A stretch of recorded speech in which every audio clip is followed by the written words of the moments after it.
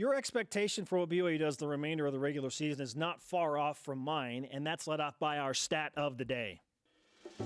It's the BYU Sports Nation stat of the day. Under Kalani Sitake, BYU's backup quarterbacks are combined 3-1 in their first start.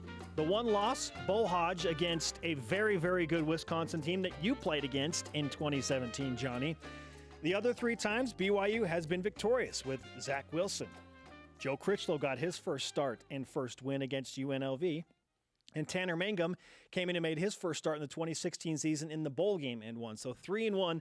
I think Jaron Hall has enough weapons around him, and clearly he was not afraid of the moment at Toledo. How about that? And Steve did something against Utah that was significant, which brings us to our stat of the day.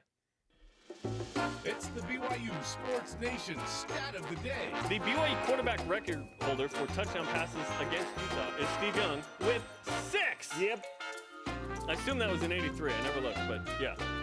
Steve Young beat UCLA in the Rose Bowl. I mean, this guy had some big-time wins for BYU. And, of course, his finale against Missouri. The greatest BYU quarterback in the USFL by far. In fact, I'm going to re-emphasize that with our stat of the day. It's the BYU Sports Nation stat of the day. Listen to this.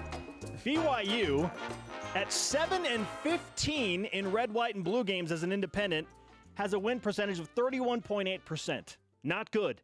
Yeah, that's not great. Against Power 5 teams, BYU is 15-23. That's almost 40%. BYU's better against Power 5 teams in general than they are against their immediate rivals, Utah, Boise State, and Utah State. Of course, always available worldwide and on demand. And Post hits a second consecutive batter, and Brian Sue frustrated with that one as it hits his thigh. And the bases are now loaded for Noah Hill. Not much Sue could do about that. That pitch was just right in on his leg, and that hits the top of your thigh, and that's pretty painful. Now you can see more bullpen action for San Francisco. Now here's a stat that only my guy Caleb Leming can produce. Post has hit a batter in 4 straight games now, and he's now hit multiple BYU batters tonight in the same inning. You know, that's a stat that's hard to find. That's pretty darn good. That is high-quality statistics. Wow. We're going to add to this statistic fun from Benji Post, Gary. What's the next one you got for us? He's hit more batters than he's given up hits this season. Wow. A season high for BYU in runs with those 20, not surprisingly. We'll do it again tomorrow.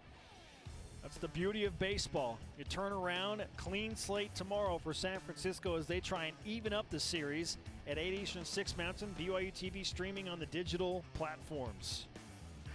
For Gary Scheide and every member of our entire crew, Statsman Caleb Leming, I am Spencer Linton. The Cougars win by 17. We'll see you tomorrow night. It's another Cougar winner.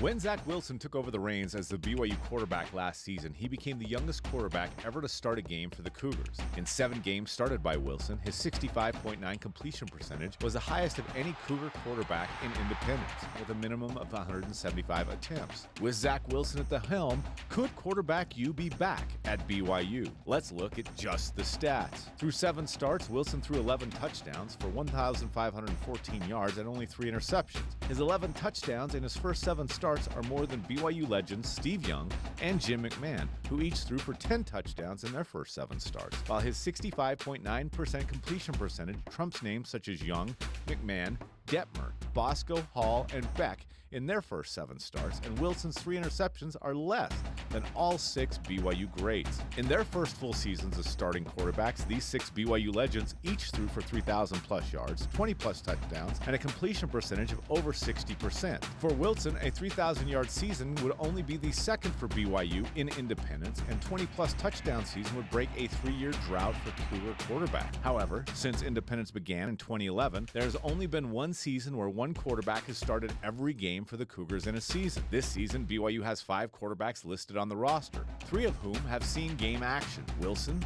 sophomore Joe Critchlow and redshirt freshman Jaron Hall. Hall went 12 for 14 for 203 yards and 2 touchdowns in the spring game. He is expected to begin the season as Wilson's backup. Whether this season holds one true starter throughout the season or multiple, BYU is not lacking in depth at the quarterback position.